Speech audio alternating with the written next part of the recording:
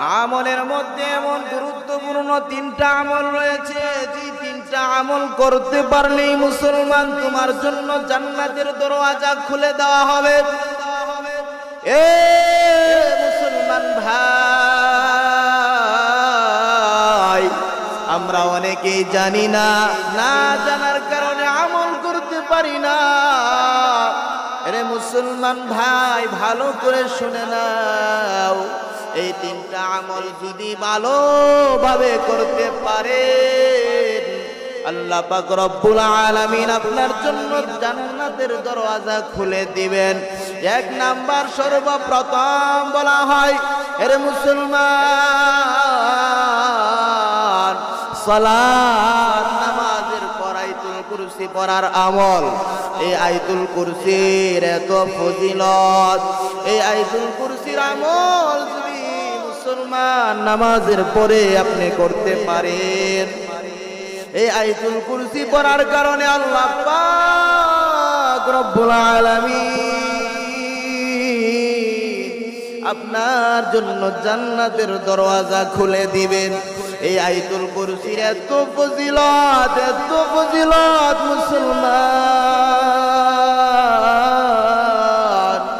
আপনি 5 ওয়াক্ত নামাজ পড়বেন, 5 ওয়াক্ত নামাজের পরে আপনি আয়াতুল কুরসির আমল করবেন।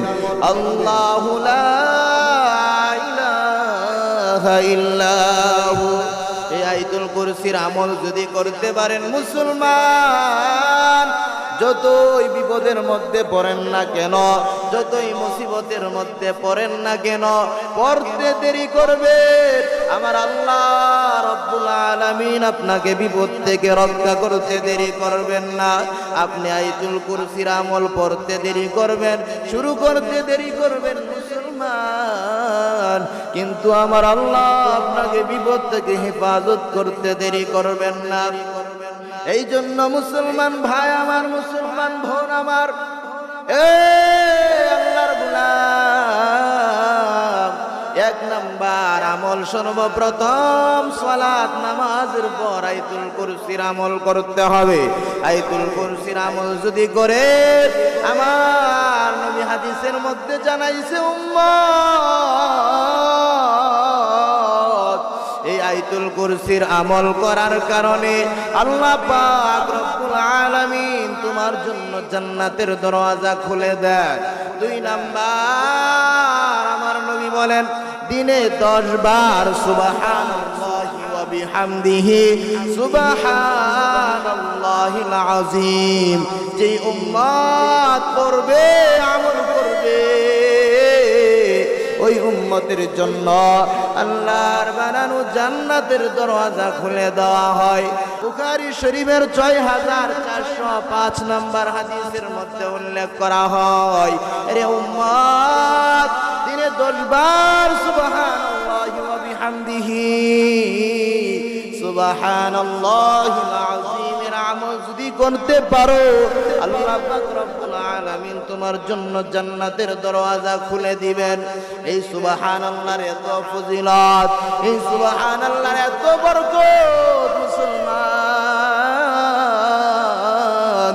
এই জন্য কমপক্ষে দিনে 10 বার হলেও সুবহানাল্লাহি ওয়া বিহামদিহি সুবহানাল্লাহিল আযীম পড়ার চেষ্টা করবেন। 3টা আমলের মধ্যে 1 নাম্বার বললাম, সর্বপ্রথম সালাত নামাজের পর আয়াতুল কুরসি পড়া। 2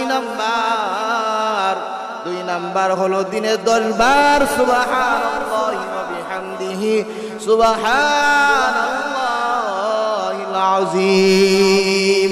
3 নাম্বার হলো, আল্লাহ পাক রব্বুল আলামিন বলেন সূরা আন-নূর আয়াত 22, আল্লাহ পাক রব্বুল আলামিন বলেন, ও দুনিয়ার মানুষ, তোমরা পরস্পর একে অন্যকে ক্ষমা করে দাও, তোমরা একে অন্যকে মাফ করে দাও, তোমরা মনের মধ্যে হিংসা রেখো না, তোমরা একে অন্যকে ক্ষমা করে দাও।